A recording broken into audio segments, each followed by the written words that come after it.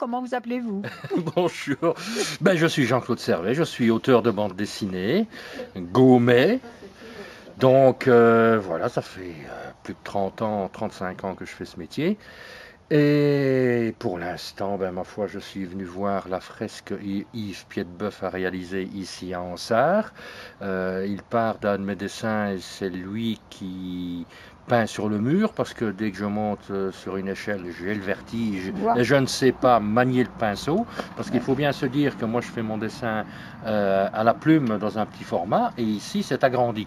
Bon, c'était agrandi par projection, mais ce n'est pas du tout la même chose lorsqu'on travaille à courte distance dans un petit format. On voit tout de suite s'il y a un œil de travers, s'il y a ceci ou cela. Tandis que quand on travaille ainsi sur le mur dans un format pareil, on ne se rend compte de rien, il faut reculer.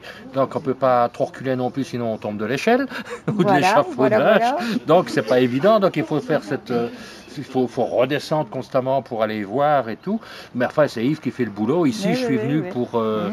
pour finaliser parce qu'il y avait un petit souci au niveau du Oui, bah oui, visage oui, oui. du personnage. Et c'est pas évident pour lui de faire mes visages parce que j'ai vraiment ma manière à moi de faire les visages. C'est une technique très particulière.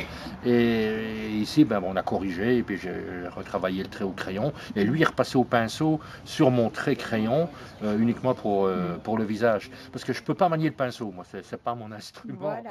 C'est pas-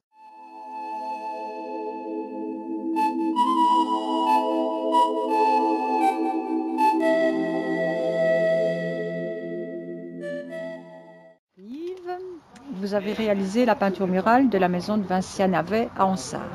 Comment arrive-t-on à se réapproprier le style et les traits d'un autre?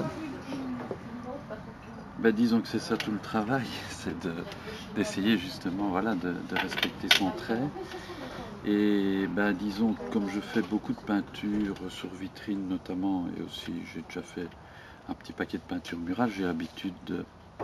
Et donc quand je pars d'images créées par d'autres personnes, ben, j'ai l'habitude d'essayer de copier leurs traits. Donc voilà, c'est à force, ben,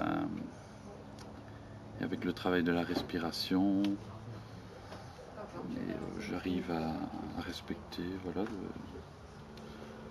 le style. Oui. C'est bien. Est-ce que cela demande une préparation particulière avant de poser le premier coup de pinceau? C'est-à-dire qu'on a projeté l'image ici, hein, comme à en ville. Ça me permet d'avoir les choses à leur place déjà et de m'enlever cette aiguille déjà hors du pied. Et après tout reste à faire évidemment, mais avec le crayonné, c'est déjà... Les choses sont en place. Pendant la réalisation, Jean-Claude est venu vous prêter main forte. On imagine que cela donne une saveur encore plus particulière à ce travail.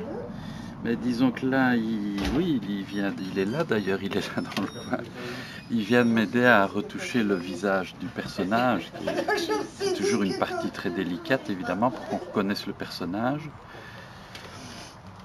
Et une bouche, une oreille, un nez, les yeux, c'est jamais très, très facile à faire. Et alors, comme on avait projeté l'image, il y avait justement une ombre de l'échafaudage au niveau du visage et ça a fait que je n'ai pas bien su faire le crayonné complètement. Et donc j'étais content que Jean-Claude vienne évidemment, en plus du plaisir de le voir à chaque fois et de discuter, qui puisse m'aider. Et alors il a...